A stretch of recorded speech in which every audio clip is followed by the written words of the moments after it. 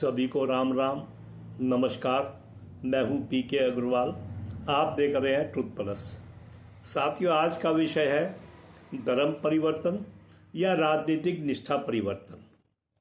आप जानते हैं 1947 में भारत जब आज़ाद हुआ था तब की तुलना में अब हिंदुओं की आबादी कम हो चुकी है। मैं यहाँ जो धर्म परिवर्तन की बात कर रहा हूँ, मैं विशेषतः हिंदू की बात कर रहा हूँ और किसी समुदाय या धर्म की नहीं कर रहा हूँ। तो इस आबादी कम होने का एक सबसे बड़ा आरोप धर्म परिवर्तन पर लगाया जाता है। तो धर्म परिवर्तन को समझने की कोशिश करते हैं। अब जैसे मैंने कहा, मैं तो हिंदुओं पर बात करूँगा, केवल हिंदू की बात कर रहा हूँ। हम हिंदू क्या हैं? हम हिंदू मूर्ति पूजक हैं। हम मूर्ति की स्थापना करते हैं, प्राण प्रतिष्ठा करते हैं और उसकी पूजा अर्चना करते हैं। हम बहुदेव पूजक भी हैं, यानी एक से ज़्यादा देवताओं को मानते हैं। हम राम को भी मानते हैं, कृष्ण को भी मानते हैं, शिव को भी मानते हैं, इनके विभिन्न रूपों अवतारों को भी मानते हैं, देवियों को भी मानते हैं। ये तो हमारी आस्था है, हमारी अपने परंपराएं हैं। हम धर्मशास्त्रों को भी मानते हैं, वेद पुराण को भी मानते हैं, धार्मिक साहित्य को भी मानते हैं। अब धर्म परिवर्तन करने वाला क्या करता है? सबसे पहले वो हमारा भगवान छीनता है।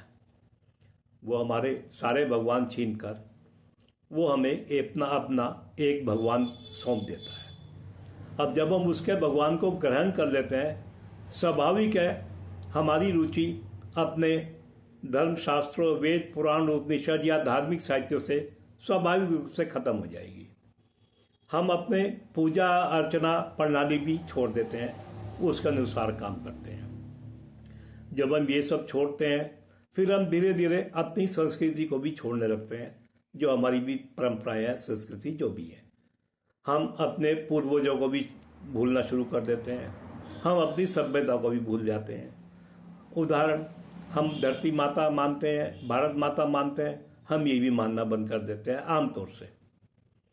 जब हम धर्म परिवर्तन कर लेते हैं तो फिर हम भी उस श्रेणी में शामिल हो जाते हैं जो भगवान छीनने वाली होती है।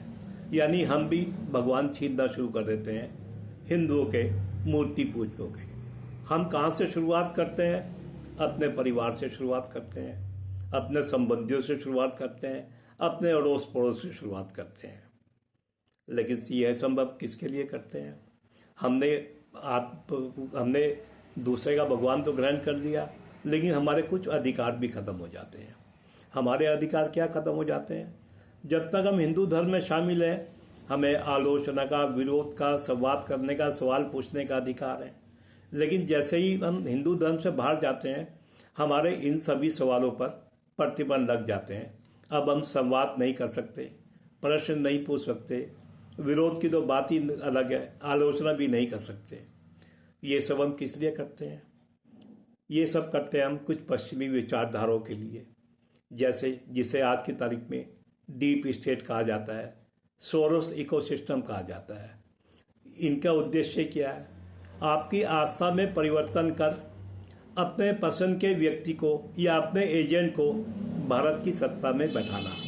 क्योंकि जब आप अपनी संस्कृति से, अपने धर्म से, अपने इतिहास से विमुख हो गए हैं, तो आपके लिए उनके अनुगामी बनना, उनके फॉलोअर बनना सरल हो जाता है। यह आपने आमतौर से देखा होगा।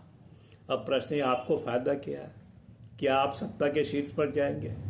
ये तो आप भी जानते हैं, सत्ता के शीर्ष पर तो एक ही आदमी बैठ सकता है। वो तो वही बैठेगा जो उन पश्चिमी शक्तियों का, डीप स्टेट का, सोरोस इकोसिस्टम का कृपा पात्र होगा। शीर्ष पद तो उसे ही मिलेगा। एक समय में एक ही शीर्ष पद पर जा सकता है। प्रश्न है, आपको क्या मिलेगा? ये हम कभी सोचते नहीं। भाई, अब धर्म परिवर्तन अगर हो रहा है और आप जैसे बहुत सारे लोग धर्म परिवर्तन कर रहे हैं, जिनकी संख्या बहुत आगे जाके बहुत बड़ी हो जाती है, यानी लाभार्थी, आकांक्षी यदि करोड़ों में हो गए, तो क्या करोड़ों लाभार्थियों को वो क्या दे सकते हैं? ये कभी आपने सोचा है? आपको क्या मिलेगा? कुछ नहीं मिलेगा। आप ये प्रक्रिया उनकी तब तक चलती है जब तक आप अपने धर्म और संस्कृति से अलग हटकर उनका वोट बैंक नहीं बन जाते।